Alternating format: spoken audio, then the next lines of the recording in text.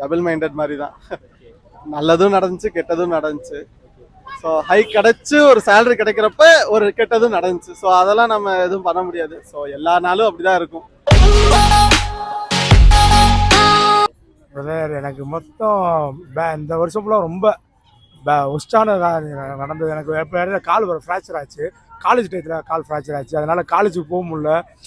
2 முன்னாடி காலேஜுக்கு வந்து அவனு கம்பல் பண்ணாங்க. அதனால் காலில் கட்டை போட்டு மெனக்கு நான் காலேஜ் போகும்போது அங்கே ஒரு மாதிரி பார்த்து அதெல்லாம் ரொம்ப இரிட்டேட்டிங்க. அது முடிஞ்ச அப்புறம் வர்கலா பீச் போயிருந்தேன். அப்போ போய் தண்ணியெலாம் குடிச்சவங்க காதில் ஒரு பிரச்சனை வந்துச்சு எனக்கு.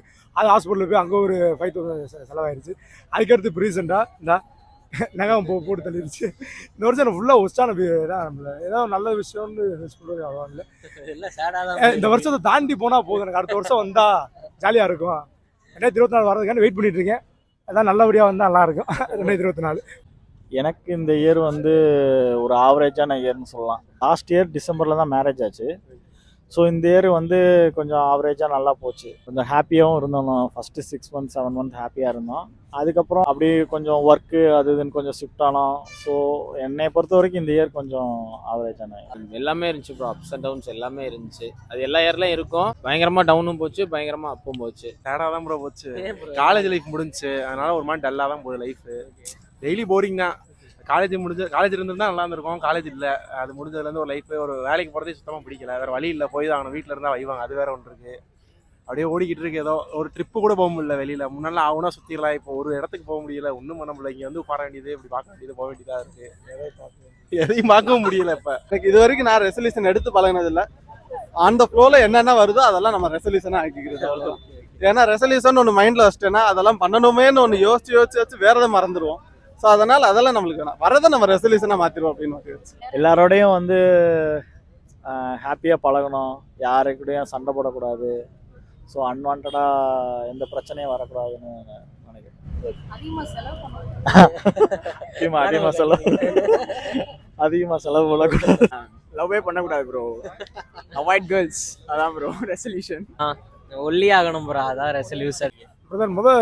ரொம்ப ஆக்டிவாக இருப்பேன். வீட்டில் வந்து வேலை பார்க்குறது ஏதாவது நான் கொஞ்சம் ஆக்டிவாக இருப்பேன். இந்த ரீசெண்டாக கொஞ்சம் அந்த காலேஜ் முடிஞ்சதுலேருந்து வீட்டில் உட்காந்து தூங்க எந்திரிக்க அந்த மாதிரி இருக்கும்போது ரொம்ப சோம்பேறித்தனம் வர்றேன்.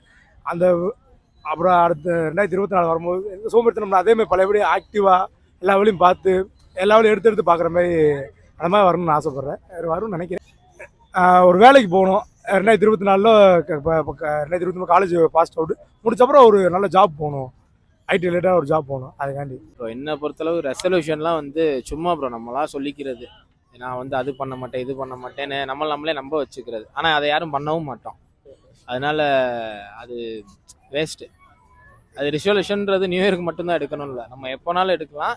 அது சொல்கிறவங்க ஃபாலோ பண்ணால் சந்தோஷம். ஒவ்வொருத்தவங்க ஒவ்வொன்று வச்சுருப்பாங்க. எனக்கு அப்படி எந்த ஐடியாவும் இல்லை, எந்த பழமும் கிடையாது. அதனால் ரெசல்யூஷன்ன்றப்ப இன்னொரு டிகிரி எக்ஸ்ட்ரா 2 டிகிரியை முடிச்சு ஒரு நல்ல ஜாபுக்கு போனால் கொஞ்சம் நல்லாயிருக்கும். இந்த மணியாக ட்ரை பண்ணிட்டு இருக்கோம் முடிஞ்ச அளவு. அதான் நம்மளோடது. எந்த அதுவும் இல்லை ப்ரோ. வாழ்க்கை எதை நோக்கி போதான் போட்டுன்னு விட்டாச்சு. 2024 வருஷத்துல வந்து ஒரு நல்ல விஷயம் நடக்கணும் அப்படின்றத எதிர்பார்த்துட்டு இருக்கீங்க. ரொம்ப ஆக்டிவாக இருப்பேன். வீட்டில் வந்து வேலை பார்க்குறது ஏதாவது நான் கொஞ்சம் ஆக்டிவாக இருப்பேன். இந்த ரீசெண்டாக கொஞ்சம் அந்த காலேஜ் முடிஞ்சதுலேருந்து வீட்டில் உட்காந்து தூங்க எந்திரிக்க அந்த மாதிரி இருக்கும்போது ரொம்ப சோம்பேறித்தனம் வர்றேன். அந்த அப்புறம் அடுத்த 2024 வரும்போது எந்த சோம்பேறித்தனம் அதேமாதிரி பழையபடி ஆக்டிவாக எல்லா வேலையும் பார்த்து எல்லா வேலையும் எடுத்து பார்க்குற மாதிரி அந்த மாதிரி வரணும்னு ஆசைப்பட்றேன். வரும்னு நினைக்கிறேன். வர வைப்பேன். நான் தான் வர வைக்கிறேன். கண்டிப்பாக வர வைப்பேன் ப்ரோ. மறக்க முடியாத ஹாப்பியஸ்ட் மூமெண்ட்னா இல்லை, நிறைய விஷயங்கள் வந்து முன்னாடி என் தலையில் ஏற்றிக்க மாட்டேன் மீன்ஸ் நானாக எல்லா வேலையும் தெரியும். பட் ஆனால் வந்து எதுக்கு நம்ம செஞ்சுக்கிட்டுன்ற மாதிரி ஒன்று இருப்பேன். பட் இந்த வருஷம் வந்து எனக்கு நிறைய விஷயங்கள் வந்து நானே ஃபேஸ் பண்ணணுன்ற ஒன்று வந்துருக்கு. ஸோ அப்போ அது இப்போ இன்னைக்கூட ஒரு விஷயம் நடந்துச்சு. அதை நினச்சி பார்க்கும்போது ஓகே, நம்மளால் திருப்தியாக பண்ணிட முடியும், யாரும் எதிர்பார்க்க வேணாம் அப்படின்ற ஒரு விஷயம், நானே பண்ணிக்கலாம் அப்படின்ற ஒன்று சந்தோஷமாக இருக்குது. இப்போ தான் ரியாலிட்டிக்குள்ளே வந்திருக்கோம். எனக்கு தெரிஞ்சு இந்த மாதிரிலாம் சம்பாரிச்சு நம்ம பார்த்துக்கணும். அது கொஞ்சம் கஷ்டம். கழிவுகம் இல்லை ப்ரோ, பணம் தான். அது ஒன்று தான். கழிவுகம்லாம் இல்லை ப்ரோ, இது பணம் தான் ப்ரோ.